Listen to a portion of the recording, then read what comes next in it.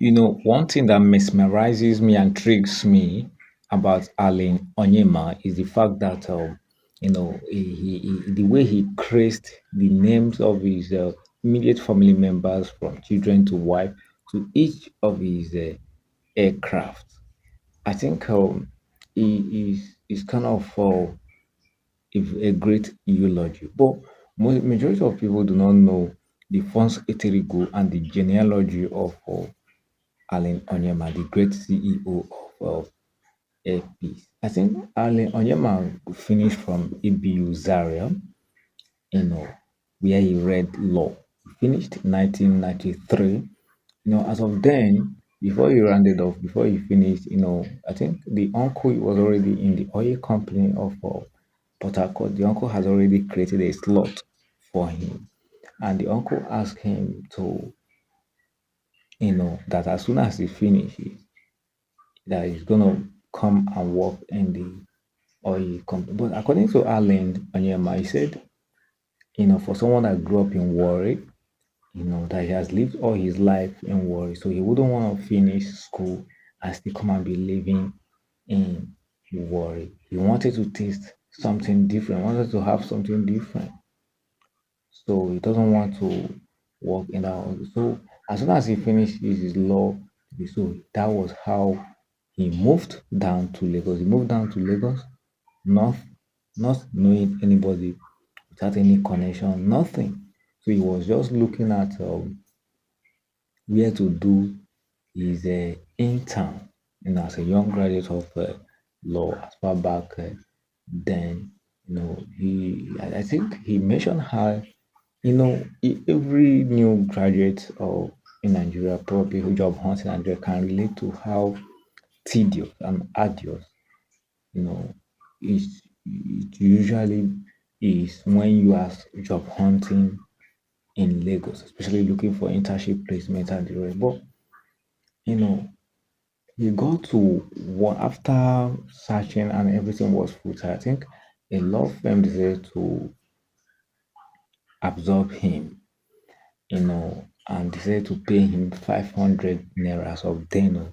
I think that should be a very good amount of money as of 1993 for thereabout. So now, Allen Onyema, according to me, said what actually changed his life was that there was one particular case that came for his boss, and the case was so big that the boss said no, that there is no need of handling this case, that it's going to cost them money and they may not win that case. Allen said no, that he's going to take up the case, that he's going to take up the case. Guess what? He boldly took up that case. So why he took up that case, you know, at the end of the whole thing, to his greatest surprise and to the greatest surprise of his boss, Allen won that case. Having won that case, he generated a huge ton of money for the firm, for his boss firm, and that was the transmogrification of the Allen Onyema that you know today, the CEO of AIRPEACE, Allen Onyema. So now, one good aesthetics, one good commemoration that he does was is naming each of his aircraft, cresting the name of his children or child or wife or whomever that he deemed it fit. He deems it fit, you know, places on aircraft, just as the one you can see up there. And again, one thing I love about this man is his simplicity.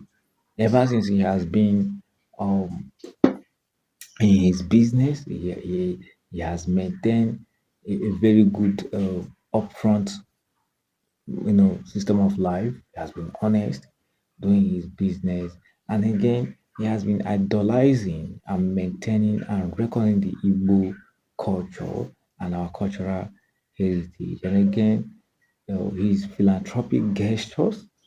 I think when Nigerians were trapped in South Africa back then, he lent his car and went there and he was able to return the trapped and stranded Nigerians far back then. So I think AirPeace has already, he's a great man of honor.